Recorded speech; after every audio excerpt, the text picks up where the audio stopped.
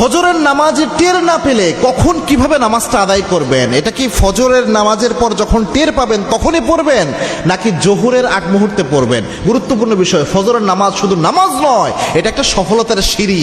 যারা ফজরের নামাজ ইচ্ছা করে নিয়মিত ছেড়ে দেয়, তারা যেন সফলতার সিঁড়ি থেকে ছিটকে পড়ে যায়। এমন গুরুত্বপূর্ণ একটা নামাজ হচ্ছে এই ফজরের নামাজ। এই জন্য জেনে নেওয়া জরুরি।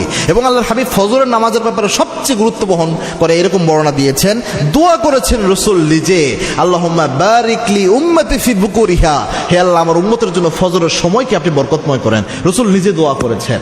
এবং আল্লাহর হাবিব এই হাদিসও বলেছেন, আল্লাহর হাবিব জানিয়েছেন, মান সাল্লা সুবহা ফাহুয়া ফি জিম্মাতিল্লাহ, যে ব্যক্তি ফজরের নামাজ আদায় করে ওই দিনের জন্য সে আল্লাহর জিম্মায় চলে যায়। সুবহানাল্লাহ, কত গুরুত্ব চিন্তা করেছেন।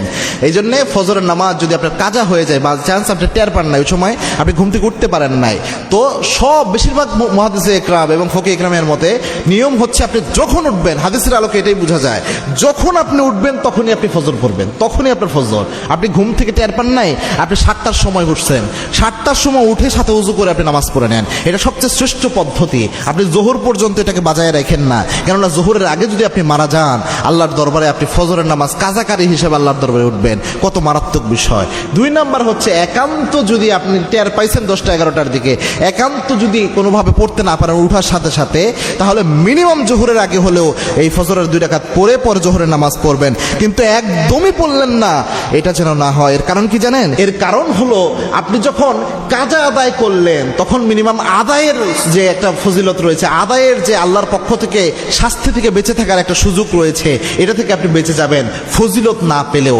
অর্থাৎ এই নামাজের জন্য, এই ফজরের নামাজ আপনি পড়তে পারেন না, এটার জন্য আল্লাহর দরবারে কিয়ামতে আপনি আসামি হবেন না, কেননা কাজা হলেও আপনি আদায় করেছেন। বা যদি আপনি একদম না পড়েন, তাহলে কিয়ামতের দিন কিন্তু আপনি আসামি হয়ে যাবেন।